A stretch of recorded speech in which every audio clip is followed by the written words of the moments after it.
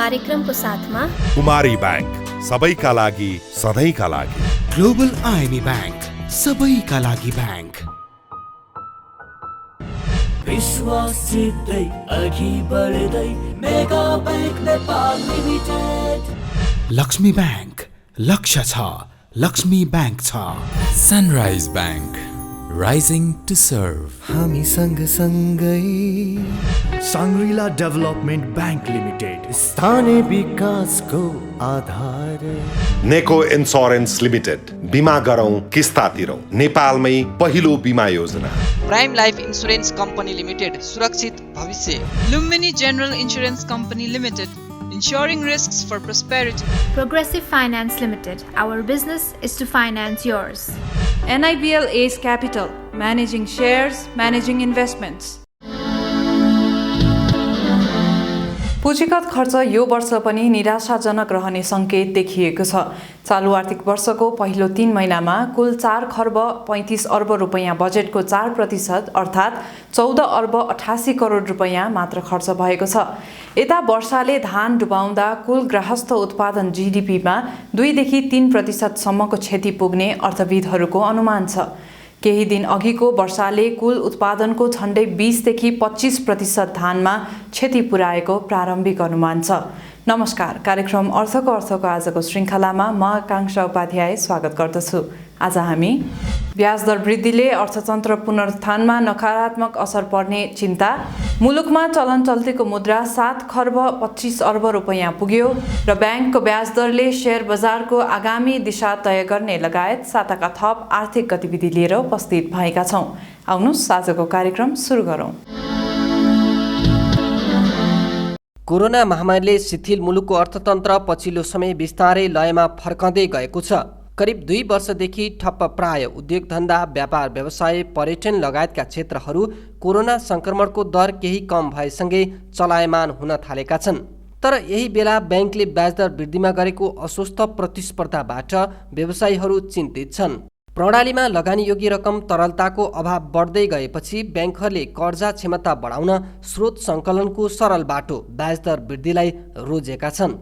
तर त्यसले पुनरुत्थान हुँदै गरेको अर्थतन्त्रमा नकारात्मक असर पार्ने भन्दै व्यवसायीहरूले चिन्ता व्यक्त गरेका छन्। सरकारले जुन प्रतिस्थापन बजेट मार्फत 7% को आर्थिक वृद्धि दरको लक्ष्य राखेको छ, त्यसको लागि पनि लगानी प्रचुर मात्रामा चाहिन्छ र यसले लगानीमा पनि प्रतिकूल प्रभाव पार्ने हो। यसले एउटा अर्को कुरा अब अहिले यहाँले जुन यो नीतिगत कुरा हो, यो यस वर्षको मौद्रिक नीति आउँदाखेरि नै इन्डिकेसन के देखिएको थियो भने यसपल्ट हामीलाई तरलताको सङ्कट उत्पन्न हुन्छ, किनभने कोभिड-19 को प्रभावले परेको नकारात्मक असरलाई गर्नको लागि हामीले विस्तारित नेचरको मौद्रिक नीतिको अपेक्षा गरेका थियौँ।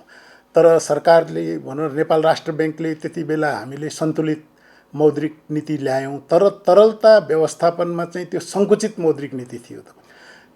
त्यति तत्कालीन अवस्थामा रहेको 85% सीसीडी रेसियो खारेज गरेर जुन 90% को सीडी रेसियोको नयाँ सिस्टम जुन सुरुवात गरियो, त्यसले त्यति बेला नै 300 बिलियनको कर्जा योग्य रकमको अभाव देखिएको थियो तपाईँको ब्याङ्कहरूमा। त्यस्तै बेला नै अलिकति ब्याज दरहरू वृद्धि हुन थालेको थियो अघि, एउटा त नीतिगत कारणले। त्यसपछि भनौँ न अस्वस्थ प्रतिस्पर्धाले ब्याङ्किङ सेक्टरमा जुन उत्पन्न भयो, त्यसले गर्दाखेरि यो ब्याज बढेको हो। वाणिज्य ब्याङ्कहरूले निक्षेपमा 11% सम्म ब्याज दिने घोषणा गरेका थिए, तर अघिल्लो महिना कायम ब्याज दरमा 10% मात्र थप घट गर्न पाउने राष्ट्र ब्याङ्कको निर्देशनपछि ब्याज दर घटाउन बाध्य भए। यसअघि ब्याज दरमा भद्र सहमति गराउँदै आएको राष्ट्र ब्याङ्कले यसपालि आफैले अधिकतम ब्याज दर तोकिदिएको हो। यद्यपि राष्ट्र ब्याङ्कले हस्तक्षेप गरेर घटाएको ब्याज दर कहिलेसम्म कायम रहला भन्नेमा सबैको चासो छ। राष्ट्र ब्याङ्कले पनि हस्तक्षेप गरेर ब्याज दरलाई एकल दरमा राख्ने प्रयास गरेको छ। तर के छ भने अब यसरी यो खुला बजार अर्थतन्त्रमा, प्रतिस्पर्धी अर्थतन्त्रमा हस्तक्षेप गरेर जुन यो नीति, यो ब्याज दर घटाइएको छ, यो कति दिगो रूपमा रहन सक्छ, त्यो आपसमा आफैमा एउटा विचारणीय कुरा पनि हो। अहिले हाम्रो एउटा कस्तो परिस्थिति छ भने लजिस्टिक कोस्टहरू पनि हाम्रो धेरै बढेको छ। नेपाली मुद्राको अवमूल्यन पनि भइरहेको छ डलरको तुलनामा।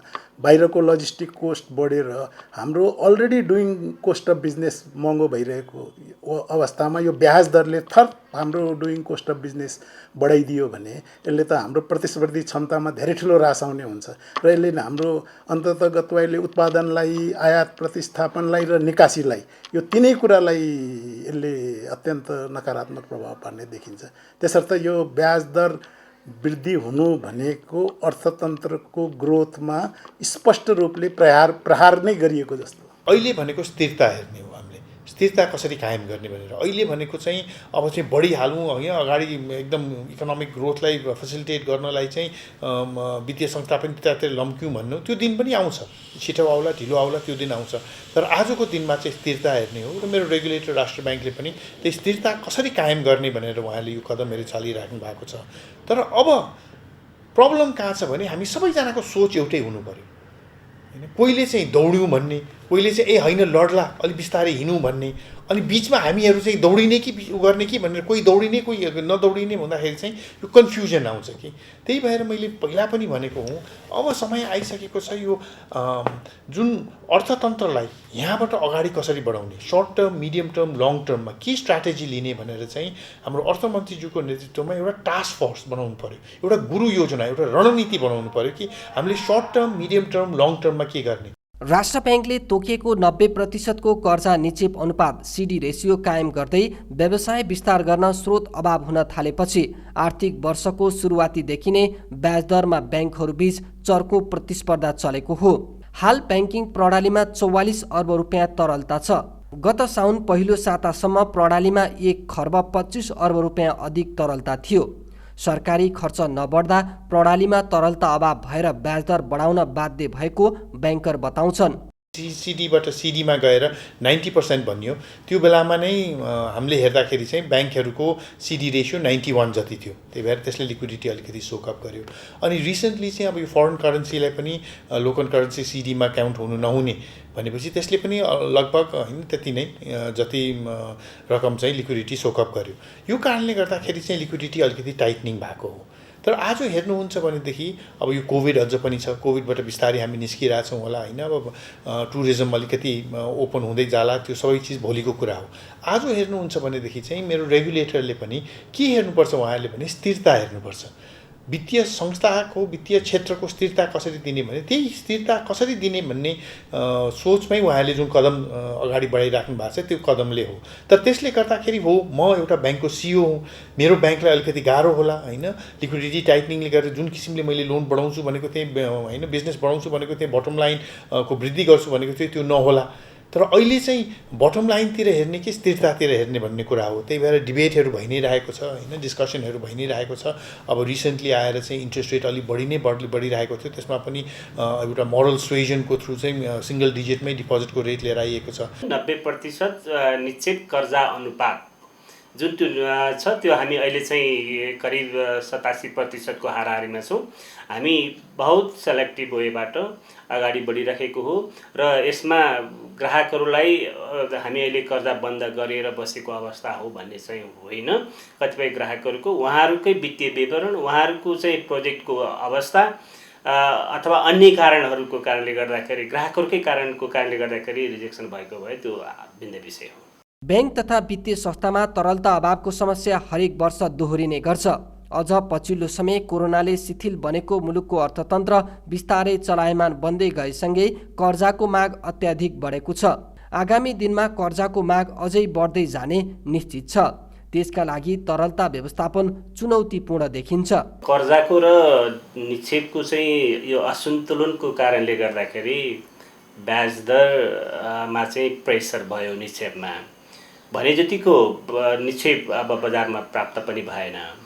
नेपाल सरकारको एक खालको चाहिँ बजेट खर्चमा पनि अब ढिला भयो, बजेट पारित गर्न नै ढिला भयो। अर्कोतर्फ देशको शोधनान्तर स्थिति पनि चाहिँ नकारात्मक हुन गयो। देशको शोधनान्तर स्थिति नकारात्मक हुनु भनेको देशको पैसा बाहिर जानु हो भनेपछि ब्याङ्कहरू चाहिँ अलिकति अब डिस्ट्रेसमा भए। त्यो भएको कारणले गर्दाखेरि अहिले ब्याज दर वृद्धि गर्ने एउटा होडबाजी पनि चल्यो र त्यसमा नेपाल राष्ट्र ब्याङ्कले एक खालको चाहिँ नीतिगत परिवर्तनहरू पनि ल्याएको छ। त्यसले स्थायित्वको लागि एउटा बल पुग्छ। सरकारको राजस्व सङ्कलनको तुलनामा पुँजीगत खर्च निकै न्यून छ। अर्कोतिर पछिल्लो समय रेमिट्यान्स आयमा कमी आएको छ भने आयात निकै बढेको छ। यी कारणले ब्याङ्किङ प्रणालीमा निक्षेपको मन्दी लागेको हो। यो समस्या तत्काल समाधान गर्न सरकारी खर्च बढाउनुको विकल्प नभएको ब्याङ्कर्सहरूको भनाइ छ। यो थियो ब्याङ्कको ब्याज दर वृद्धि सम्बन्धी सामग्री। अबको पालो ब्रेक।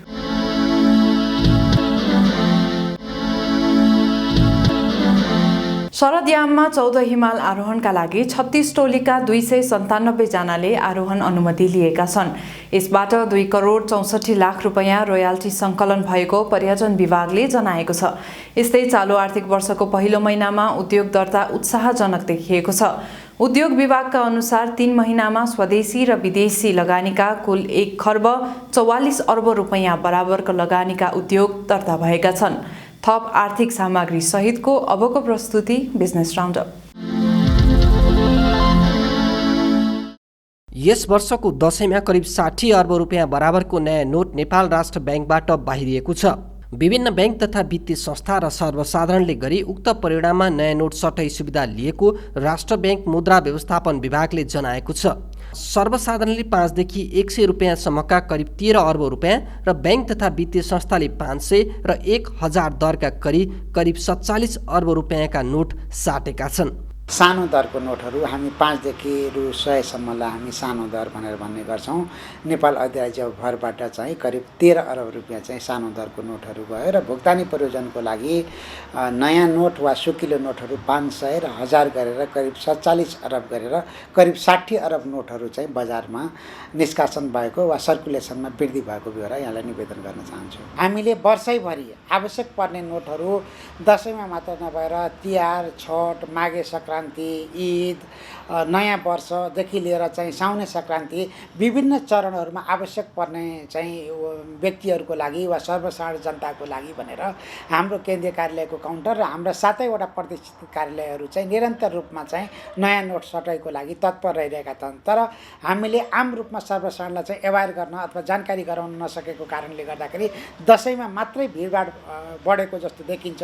दशैंमा धेरै नोट बाहिरिएपछि चलन चल्तीमा रहेको मुद्रा पनि बढेर 7 खर्ब 25 अर्ब रुपैयाँ पुगेको छ। गत भदौ अन्तिम साता चलन चल्तीमा रहेको मुद्रा करिब 6 खर्ब 65 अर्ब रुपैयाँ मात्रै थियो।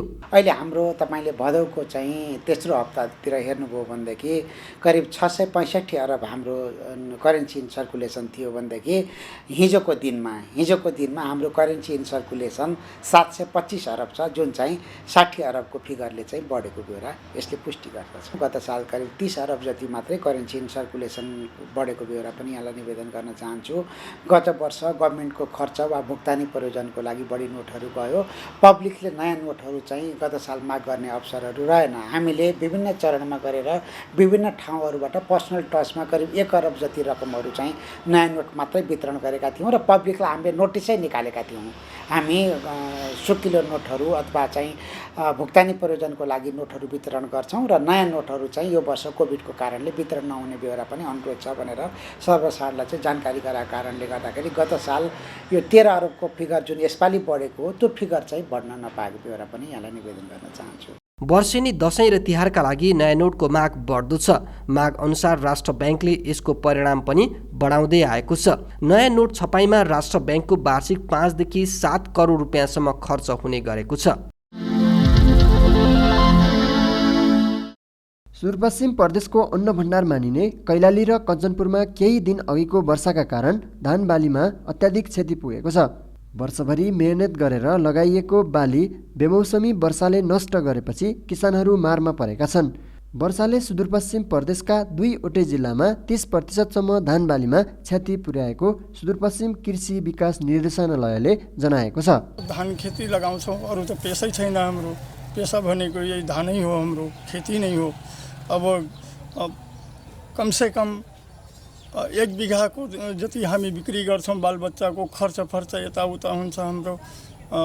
अब यो त पुरै खसाब भइसक्यो हाम्रो। अब कसरी खर्च चलाउने, के गर्ने हो, बडा समस्या भइसकेको छ। कैलाली र कञ्चनपुरमा वर्षअघि करिब 40% धान बाली भित्राउन बाँकी रहेको थियो। अहिले स्थानीय तहका कृषि शाखालाई क्षतिको यकिन विवरण सङ्कलन गर्न निर्देशन दिएको छ।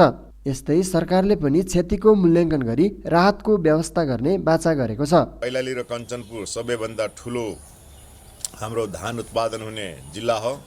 हाम्रो सुदूरपश्चिमको कुल धान उत्पादनको करिब 65% धान यसै दुईटा जिल्लाबाट उत्पादन हुन्छ र अहिलेको अविरल वर्षाले गर्दाखेरि कैलाली र कञ्चनपुरको सुदूर दक्षिणी बेल्ट, जसलाई हामी हुलाकी सडक भनेर बुझ्छौँ, त्यो बेल्टको धान बालीका कृषकहरूले धेरै दुःख पाएका छन्। अनि मध्यम खाल चाहिँ यो हाइवेदेखि दक्षिणी बेल्टमा छ, त्यहाँ चाहिँ मध्यम प्रकारले क्षति भएको छ। धानहरू डुबेका छन्, बगेका छन्, अनि कुन्युहरूमा प्रशस्त पानी छिरेको छ, मुठाहरू भिजेका छन्, त्यसलाई ल्याएर राख्ने ठाउँ पनि थिएन। 30% धान बालीको क्षतिलाई मात्रै आधार मान्दा पनि कैलालीका करिब 1 लाख किसानले 2 अर्ब रुपैयाँ बराबरको नोक्सानी बेहोर्नु परेको जिल्ला कृषि ज्ञान केन्द्रले जनाएको छ। कैलाली र कञ्चनपुरमा प्रति हेक्टर खेतमा सरदर 45 क्विन्टलसम्म धान फल्ने गर्छ। सुदूरपश्चिम प्रदेशबाट विवेक नागरीको रिपोर्ट। अन्तर्राष्ट्रिय बजारमा लगातार पेट्रोलियम पदार्थको मूल्य वृद्धि भएसँगै नेपाल आयल निगम निरन्तर घाटामा गइरहेको छ। विश्व बजारमा कच्चा तेलको मूल्यमा भइरहेको अस्वाभाविक वृद्धिले संसारभर नै पेट्रोलियम पदार्थको मूल्य चर्किएको छ। चालु आर्थिक वर्षको 3 महिनामा निगम 6 अर्ब रुपैयाँ घाटामा छ। इन्डियन ओयल कर्पोरेसन IOCले पठाएको नयाँ मूल्य सूची अनुसार निगमको पाक्षिक घाटा 2 अर्ब 22 करोड रुपैयाँ नाग्ने अनुमान छ। इन्डियन ओयल कर्पोरेसनले हामीलाई पठाउने जुन मूल्य सूची छ त्यस अनुसार चाहिँ जुन चाहिँ पेट्रोल डिजेलको चाहिँ भाउ बढेर आयो, त्यो अनुसार अब के भयो भने अब हामी त एकदम घाटामा गयौँ र पछिल्लो समय त मलाई जहाँसम्म लाग्छ यो नेपाल आयल निगमको इतिहासमै यति धेरै पाक्षिक घाटा गयौँ।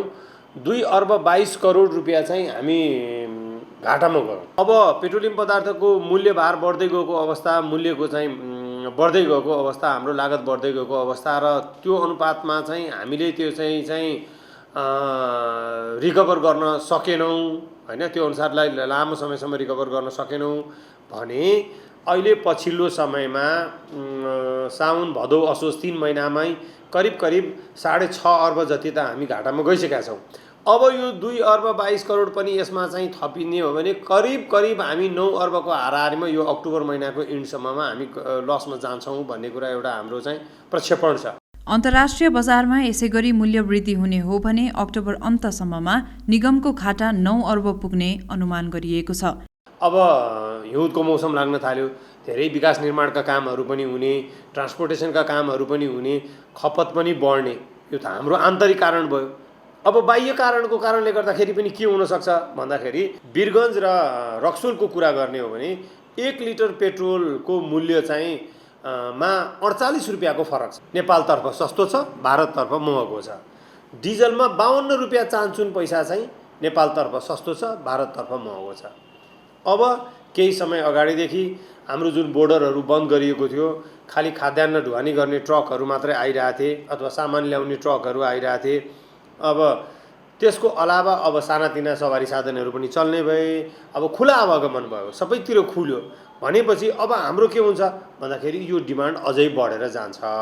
नेपालतर्फ त्यस्तो सस्तो भइसकेपछि फेरि यो डिमान्ड बढेर जान्छ। यो डिमान्ड बढेर गएपछि के हुन्छ भन्दाखेरि यसले चाहिँ अझ हाम्रो लस बढाउने सम्भावना छ।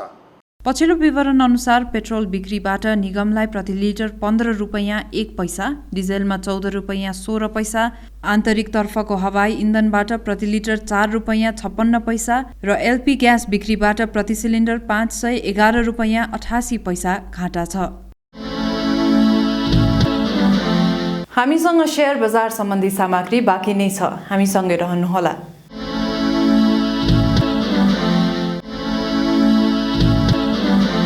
पछिल्लो समय शेयर बजार घटिरहेको छ। केहीले बजारमा बुलको चक्र सकिएको विश्लेषण समेत गर्ने गरेका छन्। अबको बजार कता जान्छ? एक सामग्री। गत भदौ 2 मा शेयर कारोबार मापक नेप्से परिसूचक हालसम्मकै उच्च अङ्क 3198 मा पुग्यो।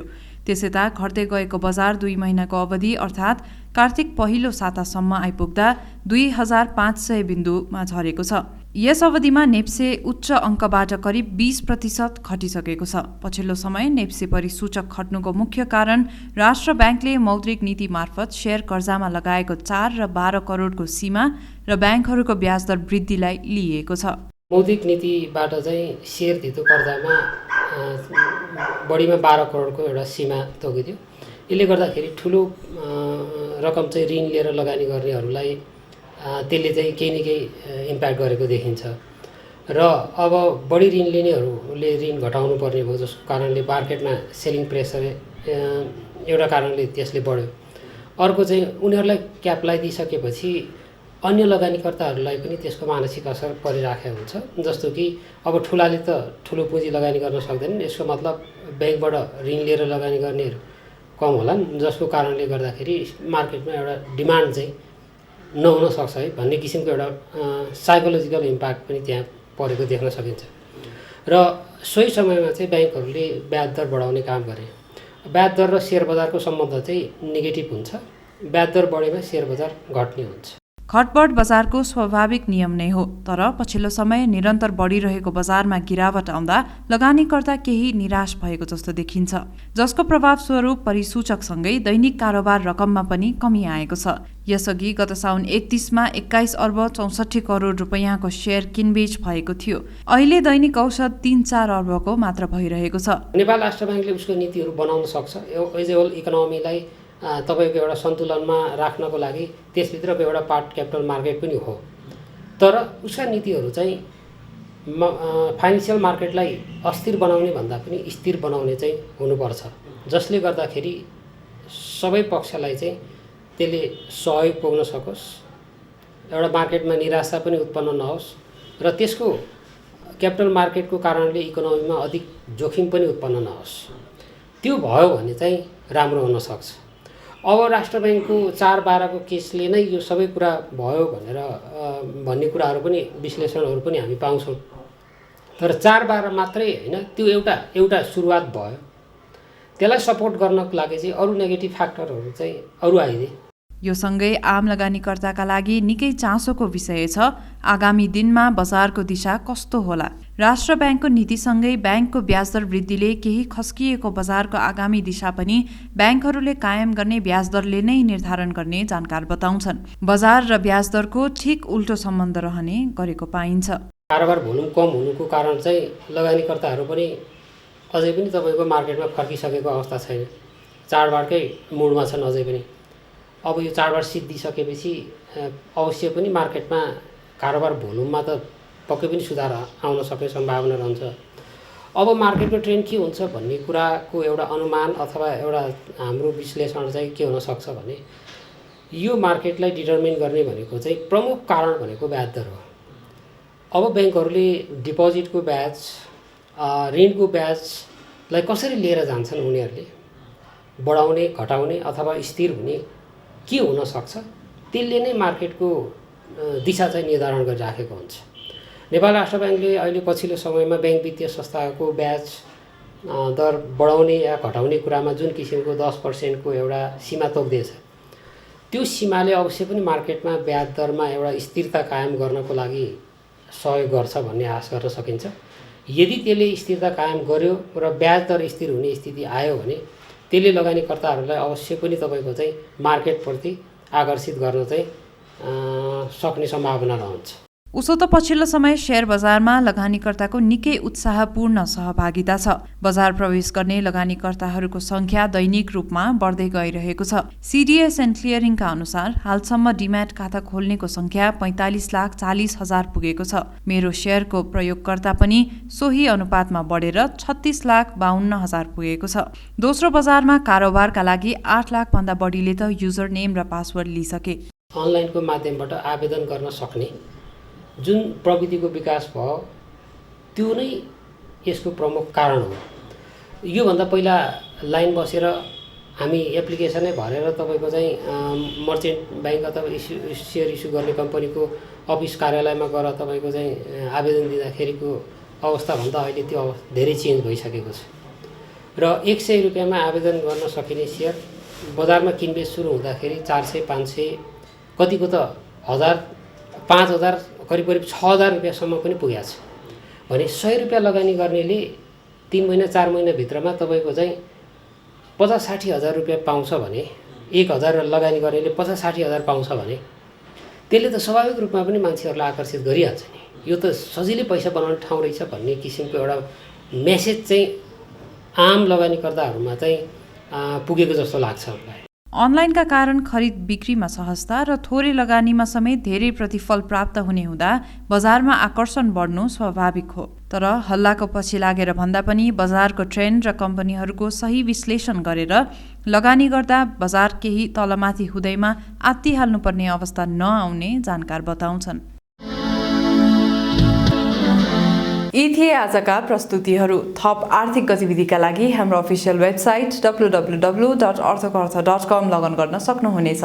आजको निर्धारित समय सकिएको छ। म लगायत सम्पूर्ण युनिटलाई बिदा दिनुहोस्। नमस्कार। यस कार्यक्रमको साथमा कुमारी बैंक, सबैका लागि सधैँका लागि। ग्लोबल आइएमई बैंक, सबैका लागि बैंक। विश्वासितै अघि बढ्दै mega bank Nepal limited. Laxmi bank, लक्ष्य छ, लक्ष्मी बैंक छ। Sunrise bank, rising to serve. हामी सँगसँगै सांग्रिला डेभलपमेन्ट बैंक लिमिटेड, स्थानीय विकासको आधार। नेको इन्स्योरेन्स लिमिटेड, बिमा गरौँ किस्ता तिरौँ, नेपालमै पहिलो बिमा योजना। Prime life insurance company limited, सुरक्षित भविष्य। Lumini General Insurance Company Limited, ensuring risks for prosperity. Progressive Finance Limited, our business is to finance yours. NIBL Ace Capital, managing shares, managing investments.